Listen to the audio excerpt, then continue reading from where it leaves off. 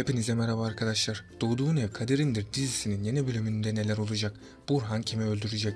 Mehdi Zeynep'e bir zarar verecek mi? Zeynep'in psikolojisi bozulacak mı? Barış Bey ve Zeynep evlenebilecek mi? Hepsini sizlere bu videoda açıklayacağım arkadaşlar. Öncelikle bu dizi final yapmasın diyorsanız ve ayrıca daha güçlü bir Zeynep görmeyi istiyorsanız da beğeni tuşuna basalım ve sayımızı da görmüş olalım.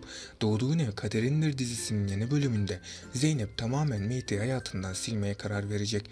Çünkü Zeynep artık Mehdi'nin davranışlarına göz yummayacak. Ayrıca Zeynep Mehdi'yi hayatından tamamen çıkarmak için çabalayacak. Tabi ona bu konuda Barış Bey destek olacak. Zeynep'in Mehdi'ye karşı bu tavırları onun bir daha Mehdi'ye dönmeyeceğini göstermekte. Şu anlık büyük bir ikilemin içinde olan Zeynep'in psikolojisi alt üst olacak. Çünkü bir yandan Mehdi'ye olan aşkı devam ediyor, diğer yandan da Zeynep artık Mehdi ile birlikte yaşayamayacağını bilmekte. Bu analiz videosunun sonuna geldim arkadaşlar. Doğduğun Ev Kaderindir dizisiyle ilgili daha fazla analiz videolarının gelmesini istiyorsanız kanalıma abone olup bu videoyu beğenebilirsiniz. Sonraki videolarda görüşmek üzere, hoşçakalın.